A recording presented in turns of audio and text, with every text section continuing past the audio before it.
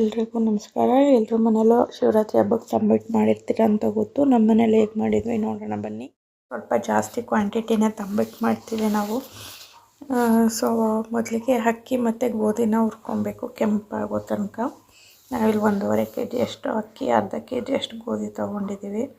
ಎರಡನ್ನೂ ಹುರ್ಕೊಂಡು ನೋಡಿ, ಅಕ್ಕಿ ಇಷ್ಟು ಕೆಂಪಾಗೋ ಥರ ಹುರ್ಕೊಬೇಕು. ಗೋಧಿನೂ ಸಹ ಕೆಂಪಾಗೋ ಥರ ಹುರ್ಕೊಂಡು ಮಿಲ್ ಮಾಡಿಸಿ ಇಟ್ಕೊಂಡಿದ್ವಿ.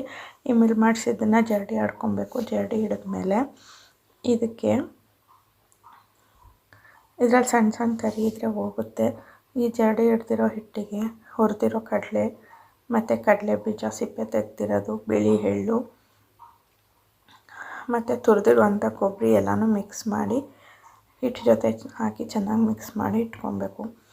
ಏಲಕ್ಕಿ ಪುಡಿನೂ ಹಾಕ್ಕೊಬೇಕು. ನಂದು ಇಲ್ಲಿ ಏಲಕ್ಕಿ ಪುಡಿ ಹಾಕಿರೋ ಕ್ಲಿಪ್ಪಿಂಗ್ ಮಿಸ್ ಆಗಿದೆ ಮತ್ತು ಕೊಬ್ಬರಿ ತುರಿದಿರೋದು ಮಿಸ್ ಆಗಿದೆ. ನೋಡಿ, ಇಲ್ಲಿ ಎಲ್ಲನೂ ನೀಟಾಗಿ ಮಿಕ್ಸ್ ಮಾಡಬೇಕು.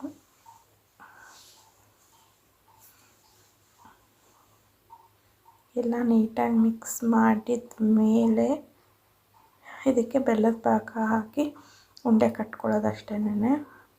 ಬಟ್ ಇದೆಲ್ಲ ಏನಷ್ಟು ರಿಸ್ಕ್ ಅಂತ ಅನಿಸಲ್ಲ. ಬೆಲ್ಲದ ಪಾಕ ಮಾಡೋದು ಒಂದು ಗೊತ್ತಾದರೆ ಇದು ಈಸಿ ರೆಸಿಪಿ ಅನಿಸುತ್ತೆ.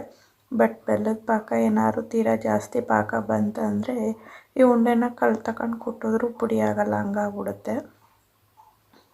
ಈ ಮೀಡಿಯಮ್ ಪಾಕನೂ ಆಗೋಂಗಿಲ್ಲ, ಉಂಡೆ ಎಲ್ಲ ಮೆತ್ತಗಾಗ್ಬಿಡುತ್ತೆ.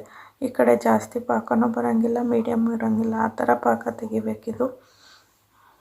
ಸೊ ನೋಡಿ, ಬೆಲ್ಲ ಮತ್ತು ನೀರನ್ನ ಕುದಿಯೋಕೆ ಇಟ್ಟಿದ್ದಾರೆ. ಇದು ಕುದ್ದ ಮೇಲೆ ಒಂದೇಳೆ ಪಾಕನೂ ಬರೋಂಗಿಲ್ಲ, ಅದಕ್ಕಿಂತ ಸ್ವಲ್ಪ ಕಡಿಮೆ ಪಾಕ ಬರಬೇಕು.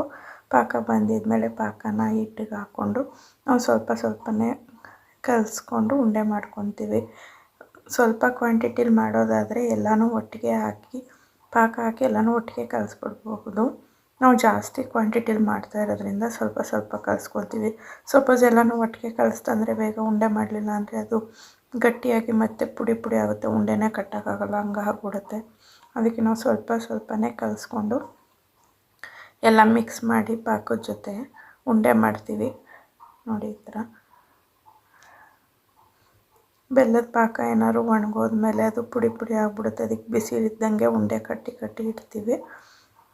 ನಾವು ಈಗ ಮಾಡಿದ್ದೀವಿ. ನೀವೆಲ್ಲ ಹೇಗೆ ಮಾಡಿದ್ದೀರ ಅಂತ ಕಮೆಂಟ್ ಮಾಡಿ ತಿಳಿಸಿ. ಇಷ್ಟ ಆಗಿದರೆ ನೆಕ್ಸ್ಟ್ ಇಯರ್ ನೀವು ಟ್ರೈ ಮಾಡಿ. ಊರಕ್ಕಿ ತಂಬಿಟ್ಟು ಚೆನ್ನಾಗಿರುತ್ತೆ, ನೀವು ಮಾಡಿ. ಬೇಕಾಗಿರೋ ಇಂಗ್ರೀಡಿಯೆಂಟ್ಸ್ ಇಲ್ಲಿ ಮೆನ್ಷನ್ ಮಾಡಿದ್ದೀನಿ, ದಯವಿಟ್ಟು ಚೆಕ್ ಮಾಡಿ. Thank you.